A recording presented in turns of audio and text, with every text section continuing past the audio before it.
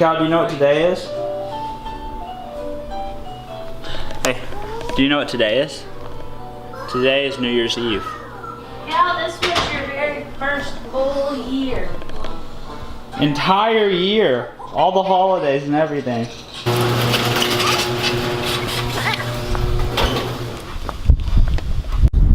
It's cold, isn't it, Cal?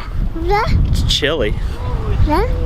Cal, what do you think about the Starbucks aesthetic? This is the first time I think he's been in a Starbucks, isn't it?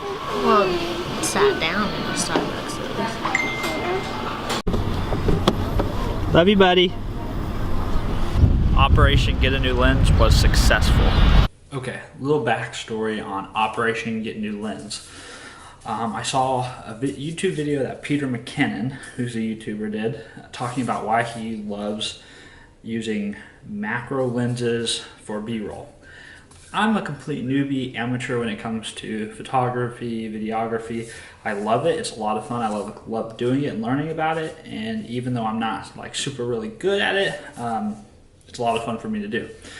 And so seeing that video, I was like, man, I really need to get one of these macro lenses, because he was talking about how, you know, shooting video with it is cool because it gives you this like really crisp, clear foreground and subject, but then it kind of blows out everything in the background. You get that kind of blurry effect, which you can get with, you know, I typically shoot on two kinds of cameras. I shoot on this, and they're low end. It's a low-end DSLR and a low-end mirrorless. I'm filming this on the low-end mirrorless, which is a Sony Alpha 6000, and it just has a 16mm to 50mm lens, but it's mechanical zoom, it's optically stabilized, it's got all those nice features. And then I also will shoot on this thing, which is just a low-end DSLR. It's a Canon Rebel T6i. Typically I shoot with the 18 to 55mm lens. It's image stabilized, and it has the autofocus. So I saw that video though, and I wanted to look for a macro lens. And yesterday I was on the Facebook Marketplace and I saw this person selling a macro lens for 50 bucks. And it's a Canon EF 75 to 300mm. It's autofocus, but it's not optically, it doesn't have the image stabilizer, which is kind of a bummer because if you're shooting a lot of handheld video, that comes in handy. However, I really want to use it just to kind of try to shoot like fancier B-roll. I mean, you can only get so fancy with the equipment I'm working with, but I just wanted to kind of experiment with what I had seen Peter talk about. So we picked this up this morning. That's what the whole trip to Starbucks and breakfast was all about. The lady met me. It's brand new. She never used it. So I'm sure it'll take some cool pictures, but let's see how it does this B-roll and if I can actually get it to do what I think I can get it to do. Because it's not stabilized, I am going to shoot everything from a tripod. Like I said, the image stabilization, it's kind of here nor there. However, like if you buy an image stabilized lens, like it gets super expensive. Like, you know, a comparable lens like this with the stabilization is like closer to $1,000, $1,500, which is just way outside of my budget at the time. And plus, you can get like a Ronin, you know, one of those DJI Ronin stabilizers for, you know, the same price, and you can use that with almost all your DSLRs. I mean, I know it's not, it adds a different layer of stabilization than if your lens is actually stabilized, but we'll see how it goes. The next shots are going to be shot on this new lens, which is 75 to 300mm, and this T6i, so we'll see how it happens.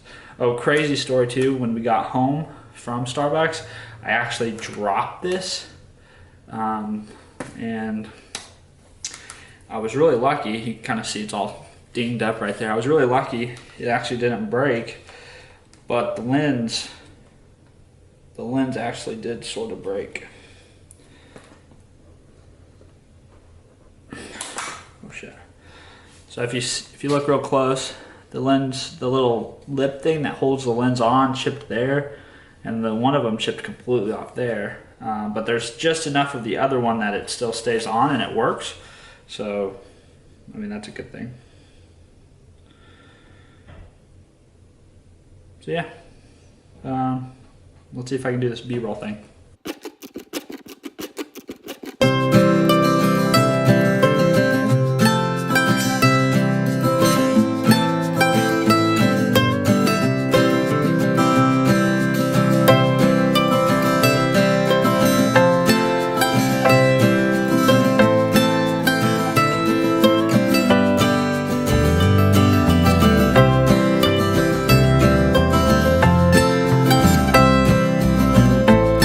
So I don't know how any of that footage is going to turn out, but I took it. Like I said, I used this lens, this macro lens.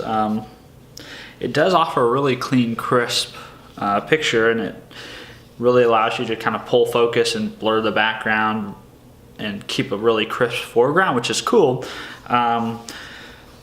Big downside is the image stabilization. There's no way I can ever probably shoot this lens handheld. I'm gonna always need to have some sort of tripod or stand whenever I want to use it, which does mean that, you know, I'm never really going to be able to truly capture smooth panning or up and down panning shots until I have some kind of stabilizer. My tripod kind of does it, but it's still, to really get a smooth shot, you've got to move the tripod pretty quickly. I don't know.